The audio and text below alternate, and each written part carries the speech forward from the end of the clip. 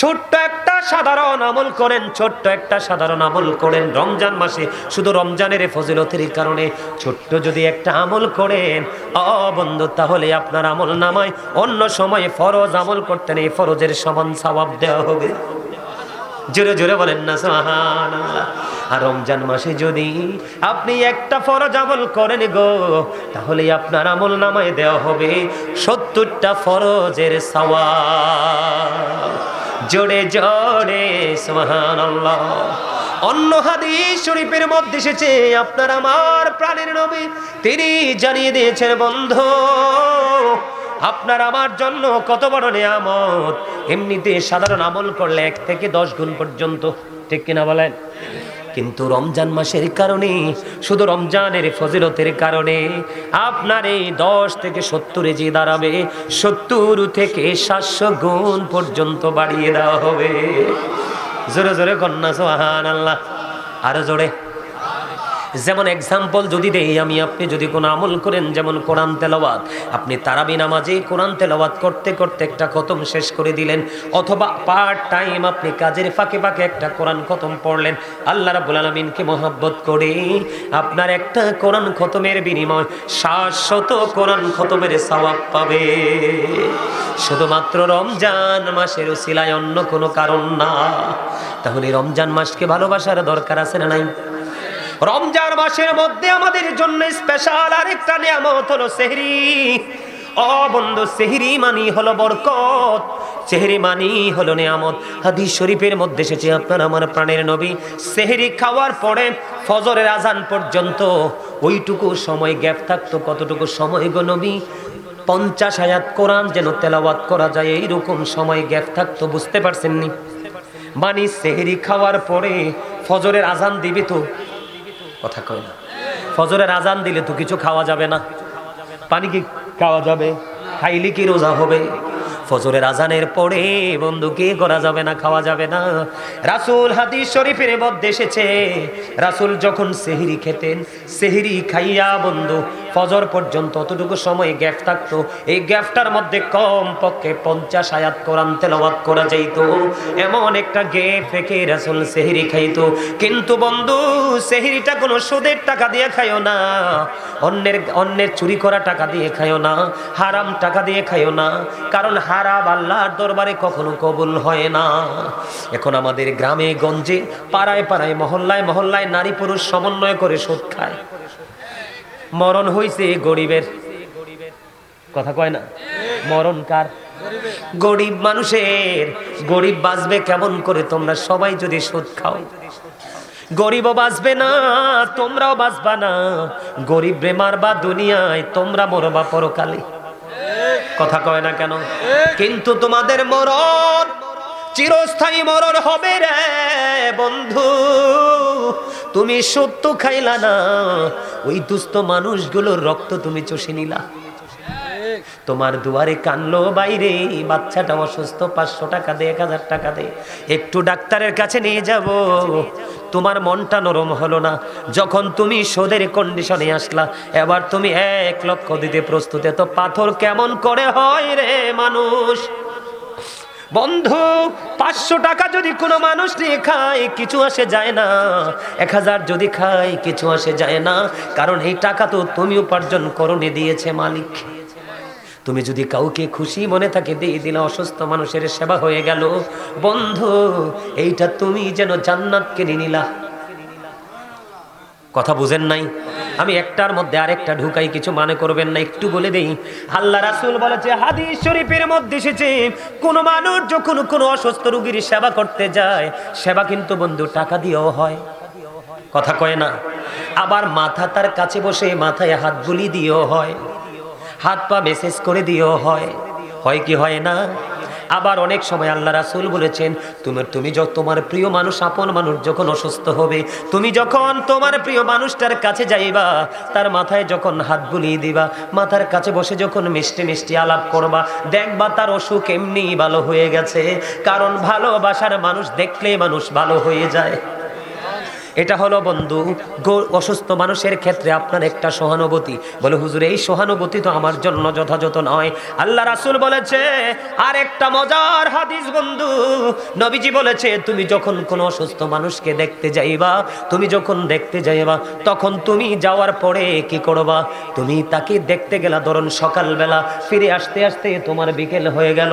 ওরে ফুলমুড়ি পূর্ব পাড়ার মানুষ কেমন করে বুঝাইলে বুঝবা বন্ধু? নবীজি বলেছে তুমি সকালে বের হয়েছো রোগী দেখতে, রোগীর সেবা করতে, তুমি বিকেল হয়ে গেল এখনো আসতে পারলা না, তুমি তো এই সকাল থেকে বিকেল পর্যন্ত তুমি যেন জান্নাতি ফল কুড়াইলা। তুমি রুগী তো দেখতে যাওনি, তুমি জান্নাতি ফল ব্যাগে ঢুকানোর জন্য গেছো রে। হাজারো বন্ধু আরো মজার হাদিস আছে বন্ধু, আমার দিকে তাকান। এই জন্য বলি আমাদের গ্রামগঞ্জ বন্ধু পুরো নিষ্ঠুর হয়ে গেছে। আল্লাহ রাব্বুল আলামিন যদি নিষ্ঠুর হয় রে, উপায় খুঁজে পাওয়া যাবে না, ঠিক কিনা? আল্লাহ রাসূল বলেছেন আপনি সকালে গেলেন রুগী দেখতে, কখন? সকালে গেলেন, বিকেল হয়ে গেল, আপনি বিকেলে বন্ধু ফিরে আসলেন। এই ফিরে আসা পর্যন্ত আপনার জন্য 70,000 ফেরেশতা আল্লাহর কাছে মাগফিরাত কামনা করতে থাকে। আপনি বিকেলে গেলেন ফজর ভোর পর্যন্ত, আরো 10 টাকার আরেক দল ফেরেশতা 70,000 ফেরেশতা আপনার জন্য মাগফিরাত কামনা করতে থাকলো। জোরে জোরে কন্যা সুবহানাল্লাহ। এত নেয়ামত তুমি বঞ্চিত হয়ে গেল শুধু পৃথিবীর এক গোলামির কারণে। এই জন্য বন্ধু আমি আপনাদেরকে বলে দেই, রমজান মাসে সুদের দিকে যুক্ত হবেন না। তারপরও বলি আপনি সারা মাস তো সুদ খাইছেন, রমজানে না হয় আপনি হুজুরের কথা শুনে সুদ থেকে বিরত থাকবেন, কিন্তু আপনি পবিত্র হতে পারবেন না। বলে হুজুর এটা কেন বললেন? আল্লাহ রাসূল বলেছেন লা তুকবালু সালাতুম বিগাইরি তুহুর ওয়ালা সাদাকাতুম মিন গুলুল। রাসূল বলেছেন পবিত্রতা ছাড়া কোনো আমল কবুল হয় না, হালাল টাকা ছাড়া কোনো আমল আল্লাহর দরবারে কবুল হবে না, কোনো দান আল্লাহর দরবারে কবুল হবে না। মসজিদে দিবেন, মাদ্রাসায় দিবেন, রাস্তায় দিবেন, এতিম দিবেন, কোনো ফায়দা পাবেন না, কারণ আপনি অর্থ উপার্জন করেছেন আল্লাহ যে রাস্তা দেখিয়েছে সেই পথে না, অন্য ভিন্ন পথে। হাদিস শরীফের মধ্যে আসছে যেই ব্যক্তি সুদ খাইলো সে যেন তার মাকে বিবাহ করলো। ওমান আউযুবিল্লাহ দি কয় না। সুদের মাধ্যমে যে ব্যক্তি 1 টাকা মাত্র উপার্জন করলো সেই যেন তার মায়ের সাথে 36 বার জিনা করলো। এত বড় জঘন্য অপরাধের মধ্য দিয়ে যারা চেহারি খাইবা গো, তাদের কোনো উপায় থাকবে না। এখন তো স্মার্ট ভাষায় সুদ খায় কয় বেনিফিট, কথা কয় না, আবার কয় মুনাফা, আবার কয় ইন্টারেস্ট, কথা কয় না কেন? যিনি সুদ খায়, যিনি সুদ দেয়, যিনি সুদের টাকা কালেকশনে নিয়োজিত থাকে, এমনি করে করে সুদের সাথে যত সম্পৃক্ত সবার অপরাধ বন্ধু সমান এবং শাস্তিও সমান। এই জন্য সেহরি খাওয়া যাবে না সুদ ঘুষ হারাম টাকা দিয়ে, এবং ইফতারিও করা যাবে না হারাম টাকা দিয়ে, কারণ ইফতারির সময়টা হলো মুমিনের জন্য বড় নিয়ামতের সময়। সেহরির মধ্যে কিন্তু যথেষ্ট বরকত, আপনারা বরকতটা বিনষ্ট করবেন না, আমার অনুরোধ। কথাকে বুঝে আসছেন আপনাদের? এই বরকত নষ্ট করবেন না। ইফতারি এখন আমাদের দেশের মানুষ কিন্তু বন্ধু কসাই চাইতে খারাপ হয়ে গেছে। ভদ্র কোনো মানুষ ব্যবসা করে বলে আমার মনে হয় না। আপনারা আমার দিকে বকার আঙ্গুল তুলতে পারেন, নেগেটিভ আঙ্গুল তুলতে পারেন, বলে হুজুর কেন? যে কোনো সময় আসলে বন্ধু জনগণকে জিম্মি করার জন্য সিন্ডিকেট করে, কথা কন না কেন? আহারে ব্যবসা, আমার নবীজি বলেছেন ওয়াকিমুল, আল্লাহ বলেছেন ওয়াকিমুল ওয়াজনা বিল কিসতি ওয়ালা তুকসিরুল মিজান। আল্লাহ বলেছেন ন্যায্য ওজন কায়েম করো, ওজনে কম দিও না। ব্যবসায়িক নবীজি ব্যবসা করেছে, নবীজির আদর্শ লালন করো। নবীজির আদর্শ লালন করতে পারছো না, উপায় নাই। আমাদের দেশের এখনকার মানুষ ব্যবসা করার আগে চুরি শিখে, কথা বলেন না কেন? ওই দিন দেখলাম ডিমের বাজারে চড়া, ডিমের বাজার কি চড়া, ভোক্তা অধিকার থেকে বন্ধু চলে আসলো। আইসা দেখলাম দাড়িওয়ালা মুরব্বী, মাথায় টুপি, কত বড় জুব্বা পরানো, ওনার ওই স্টক থেকে 1 লক্ষের উপরেও ডিম ধরছে। ওনাকে প্রশ্ন করার পরে কেন উত্তর দিতে পারে না? এই টাকা ওই যে বলেছি এগুলো ধোঁকা, এগুলো কি আপনারা বলেন ধোঁকা কিনা? আরো জোরে কোন? বাংলাদেশে শুধু আপনার মুখে স্বাদ লাগানোর জন্য কত ধরনের নোংরামি খাবারের মধ্যে ইউজ করে। আপনাদেরকে আমি আজকে হাত জোর করে অনুরোধ করে যাই বন্ধু, এই যে খোলা আকাশের নিচে সারা দিন লাগায় ইফতারি বানায়, সারা দিন লাগায় ইফতারি বানায় বন্ধু, পাতলা একটা পলিথিন শুধু জাস্ট ফর্মালিটি হিসাবে তার উপর দিয়ে ছাউনি দিয়ে রাখে, রাখে কি রাখে না? এটা যখন দিয়ে রাখে দেখবেন রাস্তা দিয়ে গাড়ি আসা যাওয়া করছে, ধুলা বালি ইচ্ছে মতো ঢুকছে। যেই তেল দিয়ে ভাজা ভাত তারা ভাজাটা করছে, তেলটাও কিন্তু ভালো না। 3 দিন 4 দিন 5 দিন 6 দিন আমি হোটেলের মধ্যে পর্যন্ত ঢুকছি, ঢুকে দেখেছি মাছি তেলাপোকা পর্যন্ত তেলের মধ্যে পড়ে থাকে বন্ধু। ওই রকম তেল পুরানটার সাথে নতুনটা ম্যাচ করে বন্ধু তারা কি করে খাবার তৈরি করে। এই জন্য আমার নবীজি কি করতেন? আমার নবীজি জানিয়ে দিয়েছেন যে তোমরা কি করবে, ইফতারির সময় খেজুর দিয়ে ইফতার করবা। সুবহানাল্লাহ বলেন না? নবীজি কাঁচা খেজুর যদি না পাইতো, নবীজি শুকনো খেজুর দিয়ে ইফতার করতেন। ও বন্ধু, নবীজি যদি শুকনা খেজুর যদি না থাকতো, পানি দিয়ে আল্লাহ রাসূল ইফতারি করতেন।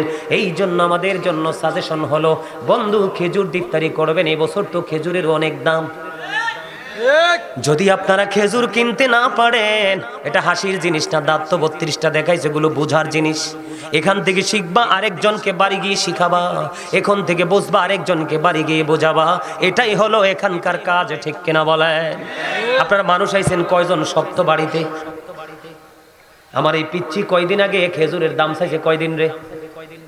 3-4 দিন আগে 1 কেজি নরমাল খেজুর দেখতে গেছে 1600 টাকা দাম। এই বাংলাদেশের মানুষ 1600 টাকা হালাল পথ উপার্জন করে 1 কেজি খেজুর খেতে পারবে না, পারবেনি। নরমালের যেটা দুলাবালি যুক্ত একেবারে লোকাল, ওটা নাকি দেখতে গেছে 600 টাকা দিয়ে বন্ধু 1 কেজি কিনতে হয়।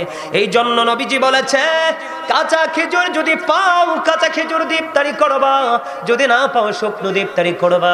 যদি দুটোর একটাও যদি জীবনে না জোটে, তাহলে পানি দিয়ে ইফতারি করবা। তারপরেও বর্তমানে বাংলাদেশের চোখে দেখে ভেজাল দিয়ে ইফতারি করো না। নবীর কথা মানবা, নবীর আদর্শকে লালন করবা, দুনিয়ায় সুখী হবা, পরকালে নবীজির প্রেমের ও প্রিয় বান্দা হিসাবে বিবেচিত হয়ে জান্নাতুল ফেরদাউসে যেতে পারবা। জোরে বলেন না ঠিক না ঠিক? কথা মানবেননি? ও বন্ধু, আপনারা দেখেন জুসের মধ্যে ভেজাল। আজকে দেখলাম একটা খবরের মধ্যে আসলো, চিংড়ি মাছের মধ্যে কেমিক্যাল ঢুকায় সিরিজ দিয়ে ওজনে ভারী করার জন্য। এগুলো আমাদের জন্য মরণ ফাঁদ ছাড়ার কিছুই না। তবে অন্য সময় তো কত ধরনের খাবার পানি খাওয়া যায়, রমজান মাসেই কিন্তু এত কিছু খাওয়া যায় না, সারাদিন উপবাস থাকতে হয়। এই জন্য খাবারটা একটু ঠিকঠাক মতে খাইবেন। কথা কি বুঝেন না? তো ঠিক কর না, একটু সুন্দর করে কর। হ্যাঁ, আমার চাচা কা ফরমালিন মুক্ত খাওয়া। আরো জোরে, কি মুক্ত খাওয়া? চাচা ফরমালিন কিটা দেখছি না জীবনে, কিন্তু মোহ দিলে বুঝিয়ে যে ফরমালিন। হ্যাঁ জানি কর না, আমরা অন্য সময় না বুঝলেও যখন বৈশাখ জ্যৈষ্ঠ মাস আসবে আম কামড় দিয়ে দেখেন, এদিক দিয়ে মিডা, এদিক দিয়ে সুক্কার, এদিক দিয়ে দিলে স্যাং স্যাঙ্গি দিয়ে কইল। হ্যাঁ জানিও। হ্যাঁ, আপনাদেরকে আমি একটা তথ্য দিই, কি মনে করবেন জানি না। আজকে মনে হয় কত বছর আমি জানি না বন্ধু, বাহিরের টোটাল কোনো খাবার আমি খাই না, ইভেন পানি পর্যন্ত স্পর্শ করি না। যেখানে যাই ঠান্ডা গরম পানি প্রয়োজন নিজে নিয়ে যাই, দেশের বাহিরে গেলেও সঙ্গে নিয়ে যাই। বন্ধু, এখনকার মানুষ শুধু খাবারের কারণে বেশি রোগা। দেখবেন ভাতও এত খায় না, খাবারও এত খায় না, যত বেশি খায় ঔষধ। এখানে আমাদেরও দোষ আছে, বলবো নি দোষটা কোথায়? একটু বলবো। এটা আমাদের জন্য কিন্তু শিক্ষা, ট্রেনিং বন্ধু। বর্তমানে যেই দেশকে আমরা বলি ইরান, এক সময়টার নাম ছিল পারস্য। কি ছিল? পারস্য। পারস্য থেকে পারস্যের বাদশা চিন্তা করে দেখলেন, নবীজি যখন পৃথিবীর বুকে কদমটা বাড়িয়ে দিল, পৃথিবীতে ওই দেশের মধ্যে কোনো অসুখ বিসুখ নাই, কি নাই? কোনো অসুস্থতা নাই। মন দিয়ে শোনো যুবক তোমরা, কোনো অসুস্থতা নাই। এবার ওই পারস্য থেকে একজন চিকিৎসক আসলেন রাসূলের আরবের পার্শ্ববর্তী দেশ ছিল। 2 বছর পর্যন্ত সেই বিচরণ করেছে। কয় বছর? 2 বছর ঘোরার পরে একটা অসুস্থ রোগী খুঁজা পায় না। 2 বছর খুঁজলো, সুবহানাল্লাহ কর না। আরে আরো জোরে, আমার নবীজি এসছে রাসূলের দেশে, 2 বছর কি করলেন না? কোন অসুস্থ রোগী খুঁজে। এবার 2 বছর পরে রাসূলের সাথে ওই চিকিৎসক দেখা করতে গেলেন। যাওয়ার পরে প্রশ্ন করলেন, নবী গো, আপনার দেশের মানুষ কেন অসুস্থ হয় না? আমি 2টা বছর আপনার এই দেশে ঘুরলাম, একটা রোগী পাইলাম না ট্রিটমেন্ট করার জন্য। কিসের জন্য? আরো জোরে বলেন না। এরে স্বাস্থ্য ভাই, এই তোর এত কথা অন্তর তুই কেমনি রে আইতে আছে? কম্পিউটারের মতো ঠোঁট 2টা দিয়ে একবার আপ ডাউন করতেছে, ব্যাপারটা কি? কসান চাই মনু, এইয়া করা যাইবে না, এইয়া করতে হইলে বাইরে যাইয়ে করতে হইবে। মোর সামনে করা করলে তুই বেয়াদবি হইয়ে যাইবে। কারণ এইয়া তো মুই মোর কথা কইতে আসি না, মুই তো আল্লাহর কথা কইতে আসি, আল্লাহ রাসূলের কথা মুই কইতে আসি, ঠিক না কর? আমি তো ভাবছি আপনারা হাসি দিয়ে ঠিক কইবেন, ওটা হাসিও তো দেন না, ব্যাপারটা কি? আরো জোরে। ওই স্বাস্থ্য ভাই 2টা আইছে, একটা টুপি ছাড়া একটা টুপিওয়ালা। হ্যাঁ, দারুন, বিউটিফুল স্মাইলিং, আলহামদুলিল্লাহ। আরো জোরে। তোমরা বাঁচানোর লাই আইছি তো, কথাটা হলো না। 2 বছর চিকিৎসা পায় না। 2 বছর পরে রাসূলের কাছে চলে গেল, ইয়া রাসূলুল্লাহ, আপনার দেশের মানুষগুলো কেন অসুস্থ হয় না? 2 বছরে আমি একটা রোগী খুঁজে পাইলাম না। এবার নবীজি একটা ডাক দিয়ে বললেন, আমার এই দেশের মানুষ একটা রোলসের মধ্যে আছে। ইয়া রাসূলুল্লাহ, নবী গো, আপনার দেশের মানুষ কোন রোলসের মধ্যে আসে, যেই রোলসটা অনুকরণ করলে সুস্থ থাকা যায়? এবার নবীজি ডাক দিয়ে বললেন, আমার দেশের মানুষ অনেক বেশি পেটে খিদা না লাগলে তারা খাবার নিয়ে বসে না। সুবহানাল্লাহ বলেন না। আবার যখন তাদের পেটটা ভরতে থাকে, পেটটা ভরার আগেই তারা খাবারটা ছেড়ে উঠে যায়। তার মানে নবীজি বুঝিয়ে দিলেন, পুরো ব্যাখ্যাটা আমি আপনাদেরকে দেই। পেটটাকে নিজের মতো করে 3 ভাগে ভাগ করে। কয় ভাগে? 1 ভাগ শুধু খাবার, আরেক ভাগ শুধু পানি, আরেক ভাগ রাখে পুরো খালি। এখন তো তোমরা বিয়া বাড়িতে যাইও খাইছো এই দূর পর্যন্ত, বন্ধু ডাক দিছে আয় কোক খাইয়া যায়, হ্যাঁ যাইও কোক খাইছো। হিয়ান দি স্বাস্থ্য ভাই একটা ডাক দিছে, আই বিদেশ থেকে কুরিয়ার থেকে আইসি, আই চলে যাম, আয় একটা কফি খাই যায়। এন্দি কফিও দইছ। এত খাবারে কখনোই মানুষকে সুস্থ রাখে না। যত অল্প খাবে, যত পানি বেশি খাবে, খাবার খাবে কম, পানি খাবে বেশি, দেখবা তোমার জীবনের মান কত সুন্দর। নবীজির শিক্ষা বন্ধু, এই আদর্শ লালন করো। তুমি কোনোদিন ডাক্তারের কাছে যাওয়া লাগবে না। তোমার অসুখ হইতে লাগলো, মালিক এটাকে আউট করে দিবে। কারণ হলো আল্লাহ ডাক দিয়া বলবে, গো আমার এই পাগল তো আমার হাবিবকে ফলো করছে, আমি আমার হাবিবকে, আমার হাবিবের পাগলকে আমি অন্যের কাছে ছোট করব না। বুঝতে পারছেন নি? তাহলে রমজান মাসটা একটু সুন্দর করে চলার চেষ্টা করবেন। বাইরের খাবার খাওয়া থেকে বিরত থাকবেন। ঘরে যতটুকু সম্ভব ততটুকু আপনি বানিয়ে খাবার খাবেন। ঘরের তেলটাও হবে পিওর। আজকে রান্নাটা কিন্তু আজকের তেল দিয়ে হবে। এমনি করে করে একটা রুলসের মধ্যে চলে আসবেন। অল্প খাবার খাবেন, পানি বেশি খাবেন। কয়েক মাস আগে লন্ডনে ব্রিটিশ রানী 2য় এলিজাবেথ মারা গেছে, আপনারা জানেন তো? ওনার দীর্ঘ হায়াত, কিন্তু তিনি ডাক্তারের কাছে যাননি। আমরা মুসলমান হওয়ার পরে ওরা রাসূলের আদর্শ লালন করি না, কিন্তু ব্রিটিশ রানী 2য় এলিজাবেথ তিনি বন্ধু রাসূলের আদর্শকে 100% লালন করেছে। ওনার ইন্তেকালের পরে যখন ওনার ফ্যামিলি পরিবার থেকে বন্ধু তথ্য জানতে চাইলেন ব্রিটিশ রানী এলিজাবেথ এত লম্বা সময় সুস্থ থাকার মানে কি, তখন তার উত্তর দিয়েছেন, আমাদের রানী আমাদের পরিবারের অন্যতম একজন সদস্য ছিলেন। তিনি যখন খাবার খাইতেন তখন তিনি নিজেকে প্রধানমন্ত্রী মনে করতেন না। লন্ডনের মতো, যুক্তরাজ্যের মতো দেশের একজন প্রধানমন্ত্রী ছিলেন, অনেক জনপ্রিয় ছিল। বন্ধু আমার অসংখ্য ভক্ত লন্ডনে, সবার মুখে শুনছি রানী এলিজাবেথ যখন মারা গেছে সবাই দুঃখ করেছে। আমি বলেছি দুঃখ করে লাভ হবে না, কারণ সে তো ঈমান এনে মারা যায়নি। ঠিক না বেঠি? বন্ধু আমি আপনাদেরকে জাস্ট তথ্যটা দিচ্ছি, না হয়তো বলতাম না। ওনার জীবনী থেকে জানা গেল উনি দৈনিক 5 থেকে 6 বার খাইতো, শুধু একটু করে করে, অল্প করে করে খাইতেন। পানি তিনি বেশি বেশি পান করতেন। এই সময় দীর্ঘ লম্বা হায়াত নিয়ে বেঁচেছিলেন, কিন্তু ডাক্তারের কাছে যাওয়ার প্রয়োজন হয়নি। ওমা সুবহানাল্লাহ কয় না? হে বেঈমান হয়ে রাসূলকে ফলো করেছে, আর আমরা মুসলমান হয়ে খবরই তো নাই। কথা কন না কেন? আর একটা জিনিস হলো বন্ধু, রমজান মাসে তারাবি নামাজ দিয়ে কিন্তু অনেক ধরনের কাদা ছোড়াছড়ি আছে আমাদের দেশে। আমরা কাদা ছোড়াছড়ির মধ্যে নেই, আমরা আছি 22 রাকাত তারাবির মধ্যে। কথা কন না, আরো জোরে। তবে ইফতারিটা যে করবেন যথাসময়ে করবেন। যিনি যথাসময়ে ইফতারি করবে তার উপরে খোদার রহমত বর্ষিত হবে। বন্ধু, যতদিন রোজা রাখেন ইফতারিটা যত সময় করে ফেলবেন। আপনাদের এলাকায় মহিলারা জামাতে যাইতে চায়নি না? মাশাআল্লাহ, আলহামদুলিল্লাহ বলেন। যদিও যাইতে চায় না, আমি আপনাদেরকে আরেকটা স্পেশাল তথ্য দেই, নিবেননি নাকি বিরক্ত হবেন? মহিলারা কি ঘরে থাকা উচিত না বাহিরে? কথা কন না, আরো জোরে। কোনো অজুহাতে যদি বাইরে যায় তার সঙ্গে থাকতে হবে স্বামী, অন্যথায় থাকতে হবে উপযুক্ত সন্তান, অন্যথায় থাকতে হবে তার বাবা। আর কারো সঙ্গে তিনি বাইরে যেতে পারবে না। বলে হুজুর কেন আসলেন? বাংলাদেশের বিভিন্ন জেলায় জেলায় বন্ধু নারীরা জামাতে যায়, টিভিতে দেখি, আফসোস লাগে। আল্লাহ বলেছেন অকরনা ফি বুয়ুতিকুন্না ওয়ালা তাবাররাজনা তাবাররুজাল জাহিলিয়াতিল ওলা। আল্লাহ বলতেছে মহিলারা তোমরা ঘরে থাকো ওই জাহিলি যুগের নারীদের মতো, তোমাদের রূপটা অন্য কোনো বেগানা পুরুষের সামনে প্রদর্শন করিও না। সুবহানাল্লাহ বলেন না? তাহলে এটা কি তারাবির অজুহাতে বের হওয়া যাবে? আমি আপনাদেরকে বলি, নারী এবং পুরুষ জন্মগতভাবে বৈশিষ্ট্যগতভাবে যেমন আলাদা, পার্থক্য কিনা? কথা কয় না। নারীদের গঠন একরকম, আমাদের গঠন একরকম, পার্থক্য আছে না নাই? নারীরা সৃষ্টিগতভাবে পুরুষ নারীর মধ্যে যেমন সৃষ্টিগত পার্থক্য আছে, ঠিক আমলের ক্ষেত্রেও আমাদের আমলের ক্ষেত্রেও সিস্টেমের দিক দিয়ে পার্থক্য আছে। কথা বলেন না কেন? যেমন নামাজ, পুরুষেরা বাইরে যদি এসে জামাতে পড়ে 25 গুণ বেশি সওয়াব, আর নারীরা যদি জামাত ছেড়ে ঘরের মধ্যে, ঘরের অভ্যন্তরে তার গোপন কক্ষে যদি নামাজ পড়ে তাহলে তার